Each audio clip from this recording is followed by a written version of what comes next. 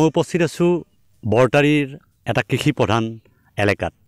আৰু এক কথাত ক'ব লাগিলে কামৰূপ জিলাৰ পলাকবাৰী সমষ্টিৰ এয়া হৈছে বৰটাৰী অঞ্চল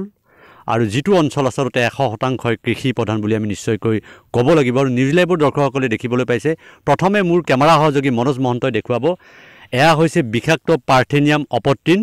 আৰু এই অঞ্চলত আচলতে প্ৰায় 2000 বিঘা ভূমিত কৃষি ভূমিত এই যি অপত্ৰিন আছে বিষাক্ত পাৰ্থেনিয়াম আছে আচলতে ক'ব লাগিলে ইয়াতে পৰিস্থিতি ধৰা পৰিছে বুলি আমি নিশ্চয়কৈ ক'ব লাগিব আৰু যি পাৰ্থেনিয়াম অপত্ৰিনৰ যি বিষাক্ত অপত্ৰিনৰ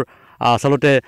পাৰ্শ্বক্ৰিয়াত প্ৰায় 10 গৰাকীকৈ ব্যক্তি ইতিমধ্যে আক্ৰান্ত হৈছে 10 গৰাকীকৈ কৃষক ইতিমধ্যে আক্ৰান্ত হৈছে তেওঁলোক চিকিৎসাধীন অৱস্থাত আছে আৰু সমান্তৰালভাৱে পোহনীয়া যিসমূহ তেওঁলোকৰ জীৱ-জন্তু আছে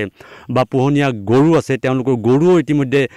ভালে সংখ্যক গৰু এই অপত্ৰিনৰ সৈতে আচলতে পাৰ্শ্বক্ৰিয়াত আৰু এই অঞ্চলত ঘাঁহ যেতিয়া তেওঁলোকে খায় গৰুৱে আৰু তেনে ক্ষেত্ৰত আচলতে পোহনীয়া গাই গৰুসমূহ বা বলদ গৰুসমূহ তেওঁলোকৰ আক্ৰান্ত হোৱা বুলি ইতিমধ্যে বাতৰি আহি পৰিছে আৰু নিশ্চয়কৈ ক'ব লাগিব যেহেতুকে এইসমূহ পাৰ্থেনিয়াম ইমানেই তাৰ অণুবিলাক বা তাৰ ৰেণুবিলাক ইমানেই পাতল এই ধুমুহাত আচলতে মুহূৰ্তৰ ভিতৰতে বহু কিলোমিটাৰলৈকে ইয়াৰ ৰেণুবিলাক আচলতে বিয়পি পৰে আৰু যাৰ পৰিণতিতে আচলতে বৰটাৰীৰ বিভিন্ন অঞ্চলত এতিয়া ৰঘুমলাৰ দৰে বিয়পি পৰিছে বুলি আমি নিশ্চয়কৈ ক'ব লাগিব আৰু অত্যন্ত বিষাক্ত আৰু ইয়াতে আচলতে মোৰ লগত এগৰাকী কৃষক আছে মই তেওঁৰ পৰা কিছু কথা জানিবলৈ চেষ্টা কৰিম হয় দাদা মই আপোনাৰ পৰা জানিম আচলতে কওকচোন বাৰু যিহেতুকে বিষাক্ত অপত্ৰিন পাৰ্থেনিয়াম আৰু যিটো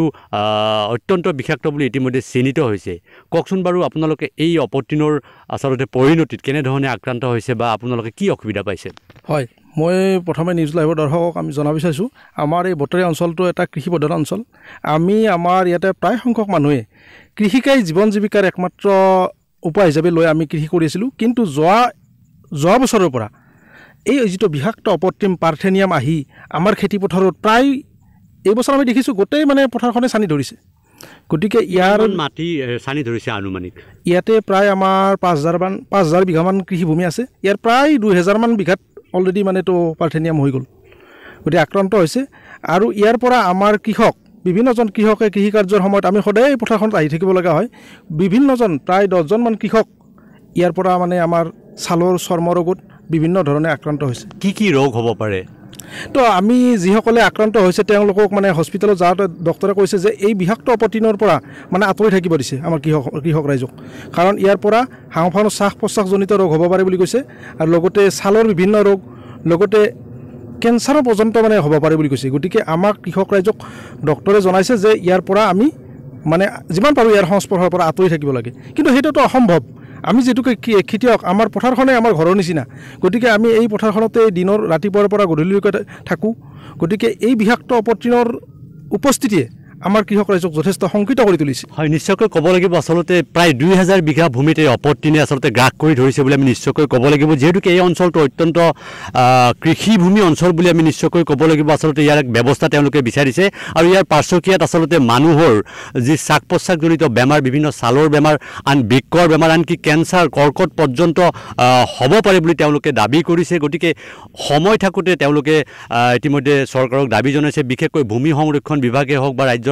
বিয়াগম কৃষি বিভাগেই হওক তেওঁলোকে অতি শীঘ্ৰে ইয়াৰ এক বাস্তৱসন্মত ব্যৱস্থা গ্ৰহণ কৰাৰ কাৰণে দাবী কৰিছে মই কিন্তু আপোনাৰ পৰা আৰু এটা কথা জানিবলৈ চেষ্টা কৰিম ধৰক এতিয়া যি ধৰণে মানুহ বা আপোনালোকৰ পশুধনসমূহ আক্ৰান্ত হৈছে গতিকে ইয়াৰ পৰা পৰিত্ৰাণ বিচাৰি আপোনালোকে কাক অনুৰোধ কৰিব যে ইয়াৰ এটা উপায় বিচাৰিব নিশ্চয় আমি এই ক্ষেত্ৰত মানে আমি কৃষক ৰাইজ খুবেই শংকিত হৈ পৰিছোঁ গতিকে আমি আমাৰ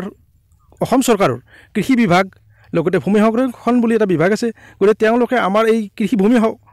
কি ধৰণে তেওঁলোকে এই অপত্ৰিনৰ পৰা আমাক নিৰ্মূল কৰি দিয়ে মই সেইটো চৰকাৰৰ পৰা আহ্বান জনাম